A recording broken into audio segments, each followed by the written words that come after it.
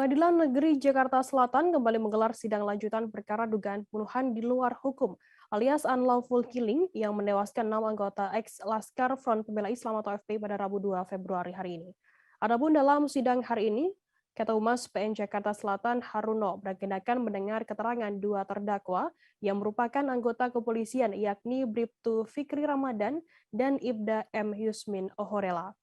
Informasi lebih lengkapnya akan disampaikan oleh rekan jurnalis kami dari tribunnews.com. Ada Rizky Sandi Saputra. Halo Rizky. Halo Firda dan juga Tribuners, selamat sore sebelumnya. Rizky, bisa Anda informasikan bagaimana pelaksanaan pada sidang pada hari ini? Ya, jadi Firda dan juga Tribuners bisa disampaikan bahwa pada hari ini, Rabu 2 Februari 2022, Pengadilan Negeri Jakarta Selatan kembali menggelar sidang lanjutan atas perkara pembunuhan di luar hukum atau unlawful killing yang menewaskan salah satu FPI terhadap dua terdakwa kepolisian dari Polda Metro Jaya yakni Bribtu Fikri Ramadan dan juga Ibda M. Yusmin Ohorela. Adapun agenda sidang pada hari ini yakni mendengarkan keterangan dari kedua terdakwa tersebut di mana sejatinya persidangan ini digelar pada Selasa pekan lalu atau 25 Januari 2022. Hanya saja pada sidang tersebut Ketua Majelis Hakim PN Jakarta Selatan urung hadir gitu karena ada pelantikan atau pelatihan yang tidak bisa ditinggal. Tadi sidang berjalan dengan pemeriksaan secara bergantian yakni Bribtu Fikri Ramadan diperiksa terlebih dahulu dan kedua baru Ibda M. Yusmin Ohorela. Begitu Firda. Rizky, bagaimana penjelasan terdakwa dari Bribtu Fikri Ramadan dalam persidangan kali ini?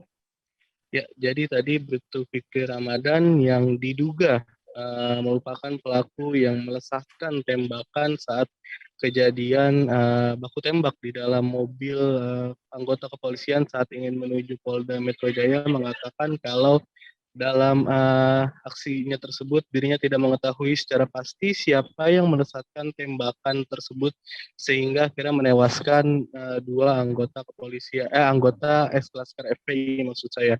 Dirinya mengatakan saat itu telah terjadi perebutan senjata api begitu saat di dalam mobil dan yang dia ketahui hanya di dalam senjata api yang dikuasainya itu terdapat 10 peluru begitu yang sudah memang sudah dikokang dan sudah ready untuk dilesatkan. Alhasil kata dia pada saat perebutan tembakan itu pelatuk dari senjata api yang dipegang ini tidak tahu siapa yang melesatkannya karena saat itu sedang terjadi aksi perebutan oleh anggota ex-Laskar FPI yang memang diakuinya tidak diborgol saat ingin menuju ke Polda Metro Jaya begitu Firda. Kabarnya dalam persidangan hari ini kondisinya sempat memanas begitu saat pemeriksaan Ibda Yusmin Ohorela sendiri. Bisa Anda informasikan lebih lengkap terkait hal ini, Rizky?